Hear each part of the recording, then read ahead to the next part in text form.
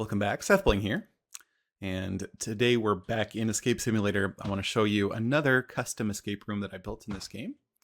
This one is called the Toybox. In this room, you're in a kid's room, and the door is locked. You have to escape. Really the only thing in the room that you can interact with is this Toybox, and when you click on it, you're magically transported inside of the Toybox. Now you're tiny, and you have to somehow escape.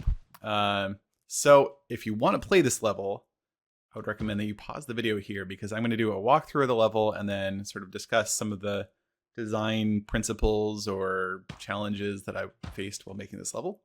So you can find this on the Steam Workshop in the community levels. It's called the Toybox, all one word. Well, Toybox is one word.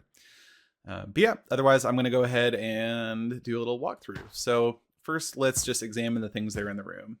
There's this painting, there's this giant lock with a little tag on it that has some shapes. It appears to be locking some sort of chess piece. There's a plane or jet, which has some poker chips on it. There's some sort of game board. You might recognize what game that is. There's a box with some shapes in it. There's the king and queen of spades, though their face has a circle over it, and another game board behind it that's similar to that one. There's this key on the wall. This is an important key, and I'll grab that. And so those are the kind of obvious objects in the room, but you may have also started seeing these little red pegs. One here, and I'm sure we'll find some others. So of course you want to start off any escape room by sort of exploring. So let's see. I guess let's start off by exploring down here. There's another peg. There's also this little sign that says $4,350, and it's attached to this this poster of a rocket. And let's see, what else is there? There's this another peg down here. Inside the box, there's yet another battleship piece. This is, of course, a battleship board. It's got the letters A through J and the numbers 1 through 10. So there's a couple different puzzles you can try and solve first. Basically, there's this jet, which has poker chips. If you hover over the poker chips, they have gear icons. So if you hold down the mouse button, you can see this one rotates. This one, when you click on it, it just toggles. And this one also rotates. If you look very carefully, you can see that there's numbers around each one, these die faces. So we saw on the back of this rocket ship, 4,350, and we have thousands and hundreds and a 50. So pattern matching, go. Those are related. This is also a poster of a rocket ship. So very, very related. So we go 4,000. We match up the 4 with this little gem down here. 300, we match up the 3 with this little gem down here. And 50. And the rocket ship will take off. And it leaves behind this king figure black. So king. Have we seen a black king somewhere else in the room? If you try and put it here, it doesn't do anything. But if you put it on the king, it slides up and reveals a battleship piece. This is at, let's see, that's row 9, 8, 7. So row 7, columns G and H. Columns G and H, row 7. I have these battleship pegs. They're red for a hit, so I can put those there. The queen is hiding another battleship piece. I can't see what it is, but maybe we can solve that. So really the only thing we haven't interacted with yet in the room, there's this box of shapes, and there's this lock that has a picture of shapes on it. The colors, of course, of these dials are red, blue, and yellow. What do we have in here? Red, blue, and yellow. Okay. So another thing we notice about this box is that it's got the shapes, the outlines of shapes, sort of flat shapes. So these are three-dimensional shapes, but they do have a different number of sides. And so red, blue, yellow. Red is the hexagon, blue is the triangle, yellow is the pentagon. That's 6, 3, 5. So we'll enter the combo 6, 3, 5. which then it gives us this queen figure. We know exactly what to do with that. That reveals another battleship. So it's column C, rows 3, 4, 5. We have exactly 3 more pegs. 3, 4, and 5. And then the battleship block or board falls away, revealing the final puzzle. So we've got a bunch of letters. There's an R, G, O, U, W, P, and then there's some sort of puzzle back here. So I'm going to move some letters out of the way. Unfortunately, just because of the way this game works, it kind of hides what the letters are when you do that. I guess if you do it like this, you can kind of get it to point. How do I need to do this to get it to point? There we go. Anyway. So over here we have a backgammon board. This is checkers with the black and red pieces. We got ping pong. And then next to it, we've got a bunch of blank letters, spaces for letters. And so for instance, BACKGAMMON. It's the name of backgammon. And there's a highlighted letter, which is where the G would go. And so it's the first one. And in fact, G over here, this G letter is yellow, just like this spot. So G is the first one. And there's these slots here where we can put letter pieces. So G is the first one. CHECKERS. So R would be the second one. It's a green, it matches the color. Ping pong, this is an O, which is right here. This is a crossword puzzle, CROSSWORD. And the W. And so it says grow, and there's only 2 letters left. There's U and P, so you might guess that Rubik's Cube with a U, and this is hopscotch with a P. So the last 2. U, P. And get a little ding sound, and the portal appears. This takes us back into the room, but of course we grabbed that key off the wall at the very beginning, which goes right into this door and allows us to finish the level.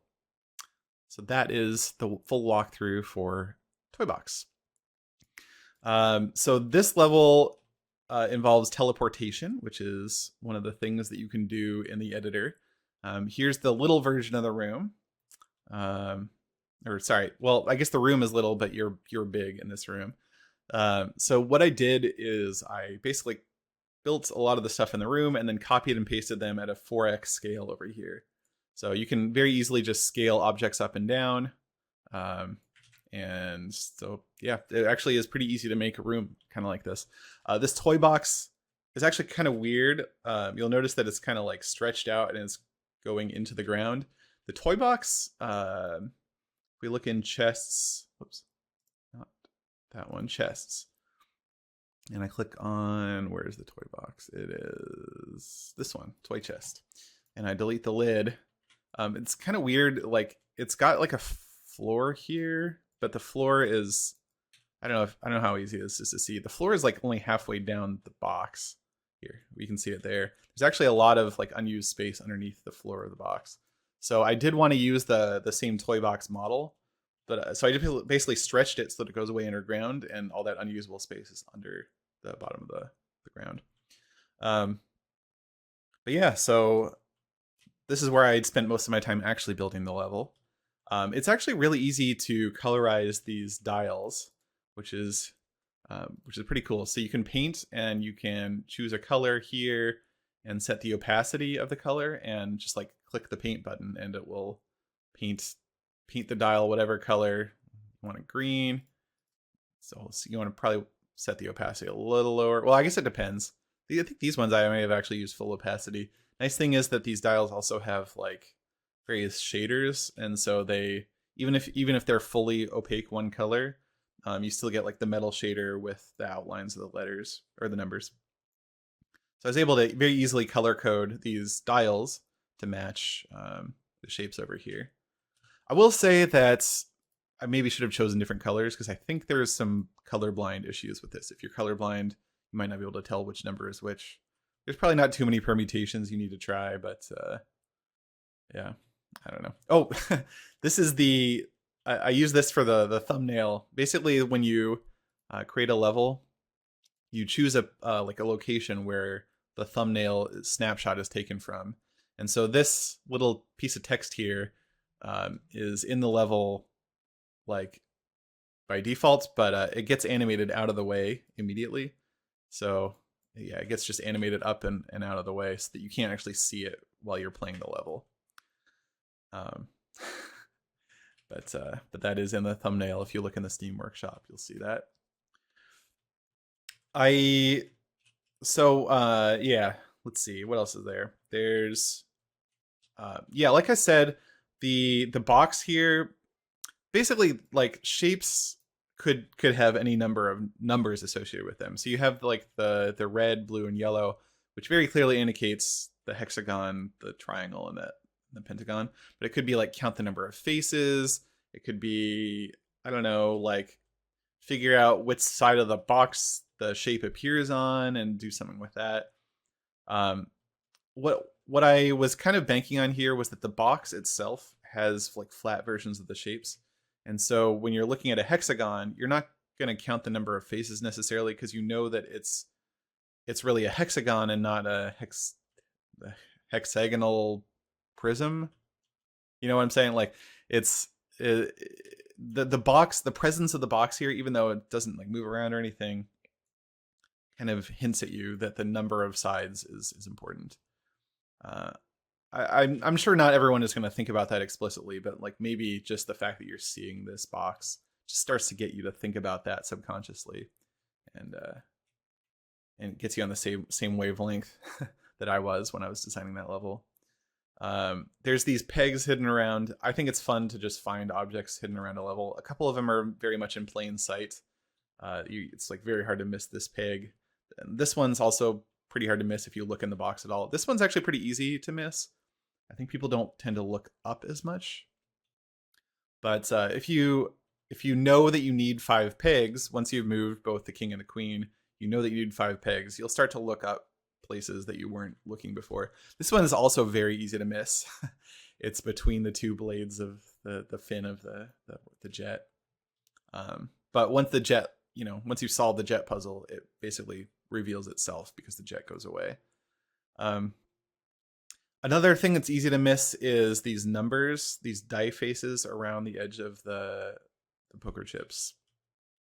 There's really no mitigating factors. I think maybe I should have added something more in the way of a hint. I think the closest thing in terms of a hint is these indicators down here, the gems. They look like they're pointing at something, and if you play this game much, there's a lot of like dials where you have something pointing as an indicator to which part of the dial you're looking at. And so they are always pointing at a number, right? There's like, because of the way these poker chips like snap, they're always pointing at a number. So that's the closest thing I would say in terms of a hint, but it's just very easy to miss the fact that those appear around the edge.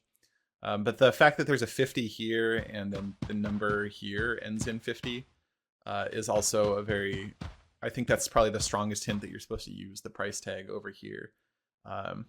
Originally this dial was 4 numbers, and it was like in playtesting, it was confusing because you might think 4350, but so I changed it to 3, and so I actually removed a shape from over here as well, so that there would only be 3. So I think that's an important aspect of like designing when you have multiple concurrent puzzles going on. Basically, you want to keep players from sort of mixing up the elements of different puzzles so that they think that, an element that belongs to one puzzle actually belongs to another. That kind of confusion can really frustrate players, I think. This key that belongs to, of course, the door that's at the very beginning. I'm actually not really sure. I put it there at the beginning. It's kind of the first thing you really see when you start exploring the room. The first element you want to pick up. I wasn't sure if I should put that as like the first thing, because you just came from the room that needs a key, but there's no actual like locks in here that need a key.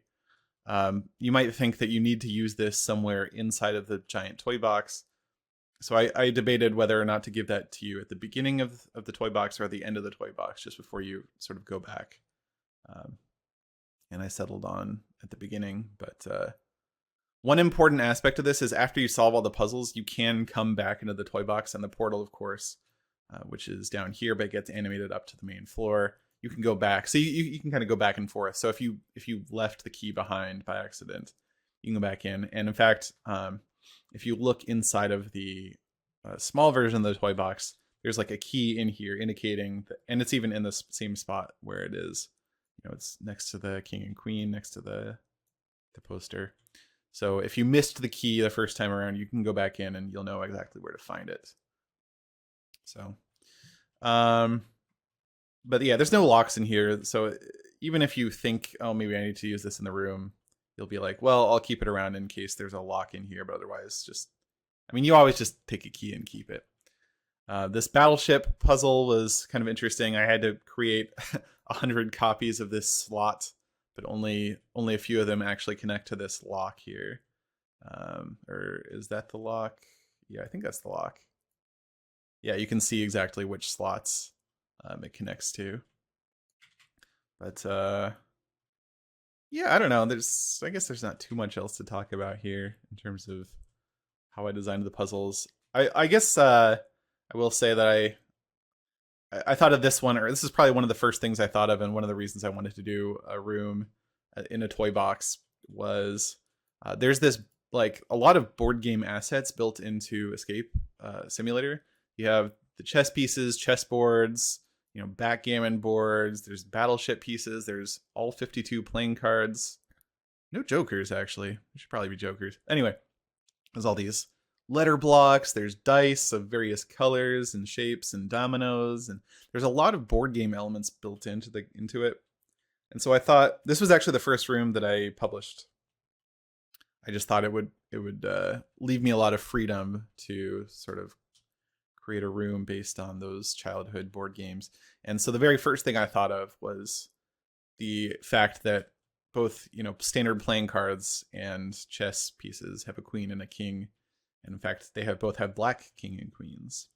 And so that was just the very first thing. And so those were the first things I put down, and then, you know, locking the queen behind one of the puzzles and the king, which is inside of this rocket ship, behind another puzzle was just the very first element. I think when you're designing an escape room, there's like basically an infinite space of puzzles you could create, right? There's so many potential possible puzzles. I think it's really important to constrain yourself very early on in the design of a room. Either pick a theme you like, or a plot you want to convey, or a story, or like a mechanical constraint, like all of my puzzles are going to involve this specific thing or something like that. And in this case, it was childhood board games or childhood toys. And that helped a lot. Just things that would fit inside of a toy box, things that I could, you know, put. Basically, I knew that I wanted to have another copy of the toy box down here with those elements in it, right? And so it was things that I could convey inside of the tiny toy box, but have like actual puzzles inside of the large toy box. And that was a really good constraint, and ended up making a pretty good room. I've gotten really good feedback on this puzzle, or on this escape room. Yeah, once again, if you want to check out the level, it is on the Steam Workshop. You can always like download and edit levels to see how I did things if you'd like. And that's a pretty cool feature of Escape Simulator. That's about it. Thanks for watching.